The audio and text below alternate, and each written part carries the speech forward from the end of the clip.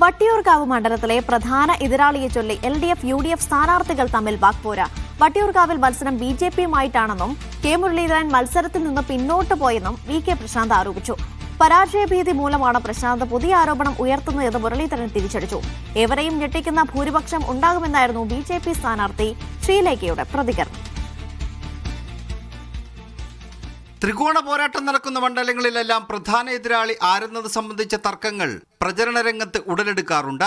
രണ്ടാം സ്ഥാനത്തുള്ളത് BJP ആണെന്ന് പ്രചരണം ശക്തമായാൽ ന്യൂനപക്ഷ വോട്ടുകൾ തങ്ങളുടെ പെട്ടിയിലാകുമെന്ന് LDF UDF സ്ഥാനാർത്ഥികൾക്കറിയാം. ശക്തമായ ത്രികോണ പോരാട്ടം നടക്കുന്ന വട്ടിയൂർക്കാവ് മണ്ഡലത്തിൽ LDF ഏറ്റുമുട്ടുന്നത് BJPയുമായിട്ടാണെന്ന് സ്ഥാനാർത്ഥി VK പ്രശാന്ത് പറയുന്നു. ശ്രീ കെ മുരളീധരൻ പ്രബലനായ ഒരു സ്ഥാനാർത്ഥിയായിരുന്നു. പക്ഷേ ഇപ്പോൾ അവരുടെ പോരാട്ടവീര്യം കുറഞ്ഞോ എന്നൊരു ഡൗട്ട് വന്നിരിക്കുകയാണ്. ഭൂരിപക്ഷം വരെ പ്രവചിച്ചു കഴിഞ്ഞു പ്രശാന്ത്. ഒരു കാര്യമാണ് 25,000 മുകളിൽ പോകും. ഒരാഴ്ച കൂടെ കഴിഞ്ഞിട്ട് അത് എത്ര വരെ ചെന്ന് നിൽക്കുമെന്ന് ഞാൻ പറയാം. എന്നാൽ ഒന്നാം സ്ഥാനം തങ്ങൾക്കാണെന്നും 2-3 സ്ഥാനത്തിന് വേണ്ടിയാണ് LDFും BJPയും മത്സരിക്കുന്നതെന്നും കെ മുരളീധരൻ തിരിച്ചടിച്ചു. അദ്ദേഹത്തിന് പരാജയം ഉറപ്പായി.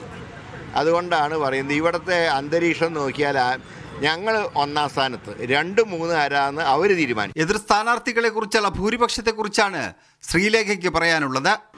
എത്ര വോട്ടെന്ന് എനിക്ക് പറയാൻ പറ്റില്ല, പക്ഷേ ഭയങ്കര ഭൂരിപക്ഷമായിരിക്കും. നിങ്ങളൊക്കെ ഞെട്ടുന്ന ഭൂരിപക്ഷം.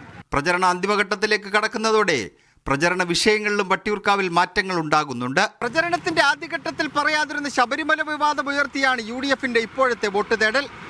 LDF സർക്കാരിന്റെ കഴിഞ്ഞ 10 വർഷത്തെ വികസനവും താൻ MLA ആയിരുന്ന കാലത്തെ വികസന പ്രവർത്തനങ്ങളും പറഞ്ഞാണ് പ്രശാന്തിന്റെ വോട്ട് തേടൽ. ക്യാമറമാൻ ഉണ്ണി പാലഴിക്കൊപ്പം സേഫ് 7 ലാബ്ദേൻ.